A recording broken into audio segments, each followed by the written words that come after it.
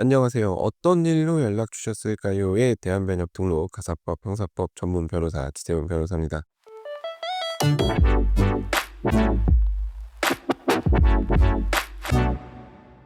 자, 이번 주에는 유난히 계약서를 들고 상담을 받으러 오시는 분들이 많이 계셨습니다.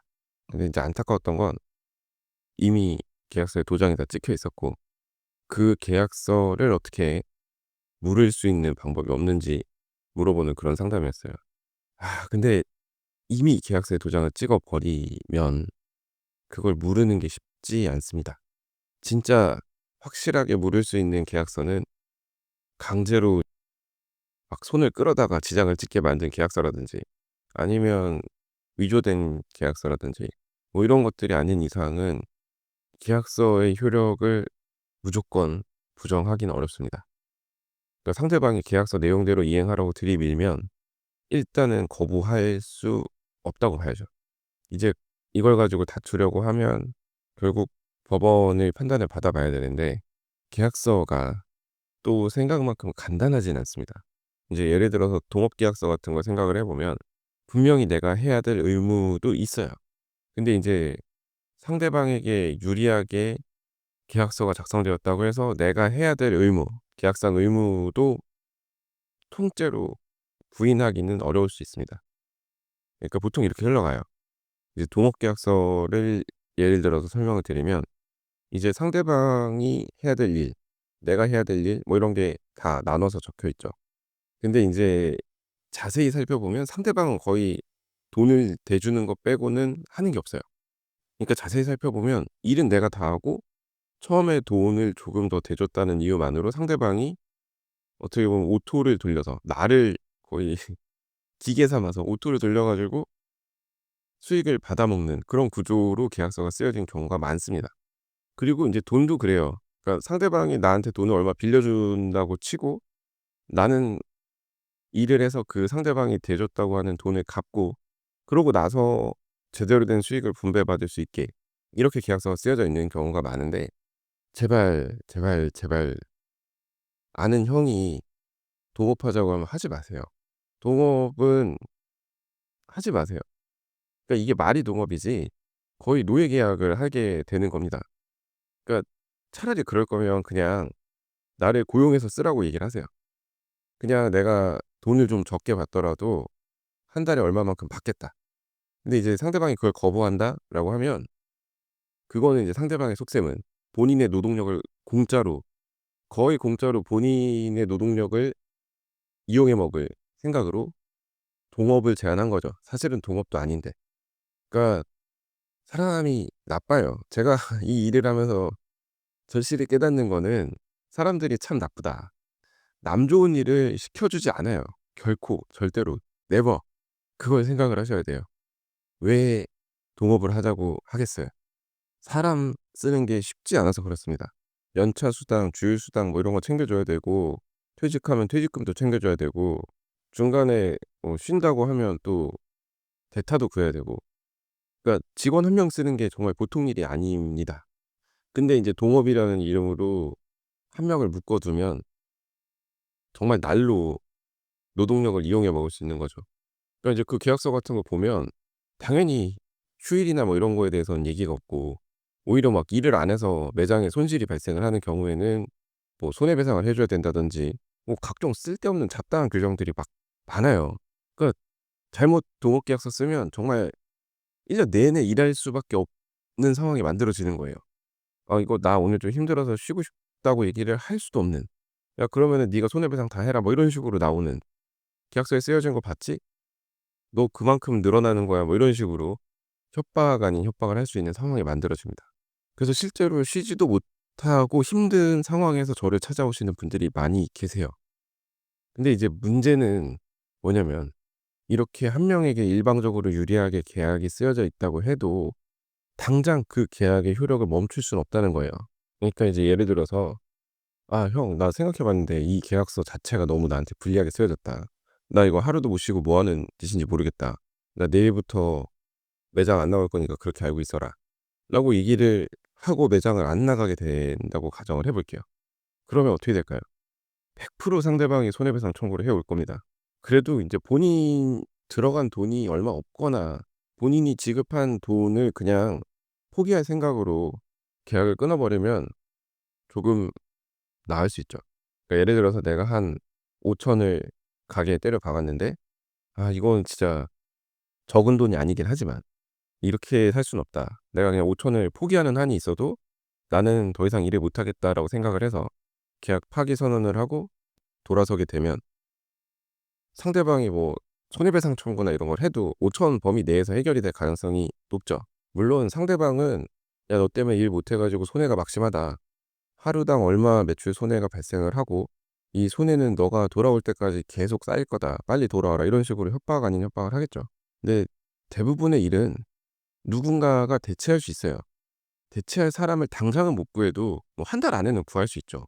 물론 그 동업계약서에 쓰여 있는 대로 노예계약에 가까운 그 조건으로 사람을 구할 수는 없겠지만 대체할 사람을 구할 수 있어요. 그러니까 일을 중간에 그만뒀다고 해서 손해가 무한정 누적되는 건 아닙니다.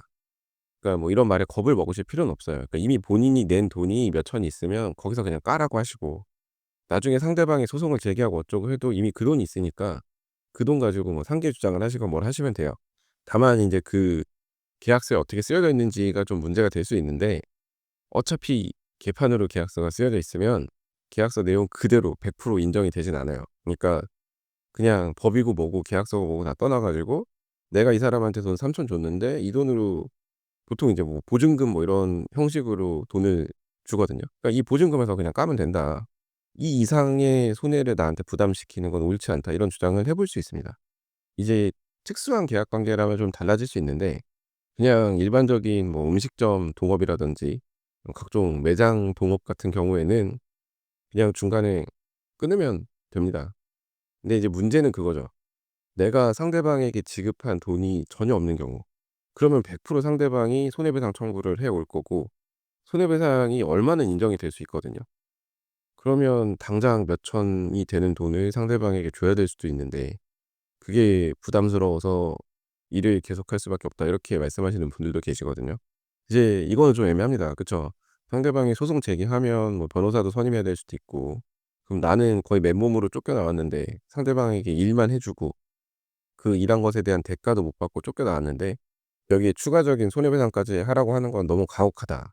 이렇게 생각하실 수 있는데, 계약을 그렇게 하셨으니까 사실 조금 어쩔 수 없는 측면이 있어요. 그러니까 실제로 동업계약서라고 쓰여진 계약서를 작성한 상황에서는 이 계약서를 들고 노동청에 찾아가도 "아 이거는 근로계약이라고 볼 수가 없으니까 우리가 도와줄 수 없다." 이런 얘기를 들으실 가능성이 높아요. 실제로 그런 얘기를 듣고 저희 사무실에 오시는 분들이 상당히 많거든요. 누가 봐도 이거는 근로자로서 일을 한 건데 계약서를 그렇게 썼다고 해서 그냥 돌려보내는 거죠. 이런 경우에는 변호사 도움을 받아서 제대로 진정서를 쓰고 이렇게 대응을 해야 되는데 쉽지가 않습니다. 그러니까 뭐 수익 분배 같은 규정을 두고 어쨌든 외형은 동업계약인 것처럼, 그러니까 이 동업계약이 둘 다 돈을 내고 해야지만 동업계약이 아니거든요. 노무를 출자한다고 하는데, 그러니까 일을 하는 것도 어떻게 보면 출자한다고 볼 수가 있어서 동업계약을 맺은 상태에서는 근로자성을 쉽게 인정해 주지 않습니다. 그러니까 가끔 이런 분들이 계시거든요. 내가 지금 일한 시간이나 이런 거 고려했을 때 받은 돈은 최저시급에도 미치지 못하는 돈이다. 이거 근로기준법 위반 아니냐? 뭐 이런 식으로 질문을 하시는 경우가 있는데, 동업계약서를 쓴 상황에서는 그런 주장을 하기가 어렵습니다. 어떻게 보면 본인이 투자를 한 거니까요. 그게 싫었으면 그냥 일반적인 근로계약을 체결했어야 되는데 위험도 본인이 지는 거고 나중에 잘 됐을 때의 이익도 본인에게 기속이 되는 그런 계약서를 썼으면 그거는 근로계약이 아니라는 거죠. 이제 그 계약서 자체가 너무 부당하게 쓰여져 있어서 '어차피 내가 이득을 볼 수 없는 상황이다.'라고 얘기를 할 수 있지만, 그런 얘기에 돌아오는 답변은 "아니 그런 계약인 거 알았으면 왜 계약서를 썼냐. 본인도 욕심나서 계약서를 쓴 게 아니냐." 뭐 이런 취지의 답변이 될 겁니다.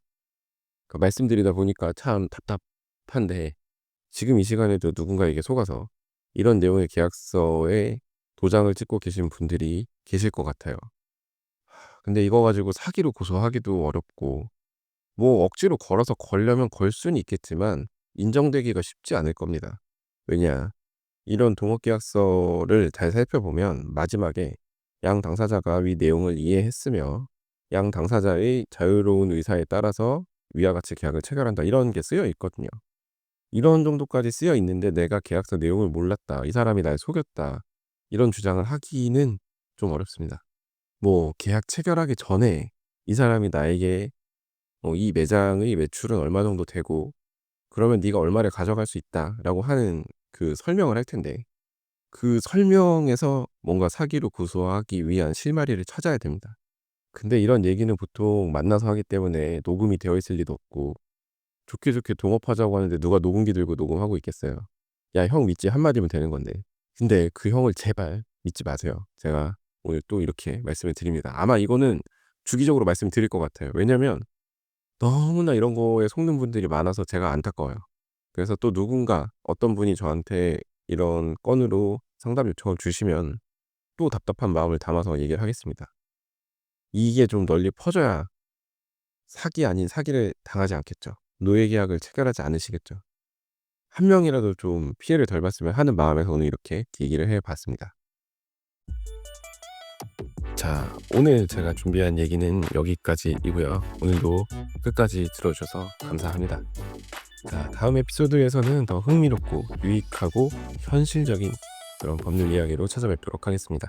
이상 대한변협 등록 가사법 형사법 전문 변호사 지세훈 변호사였습니다. 감사합니다.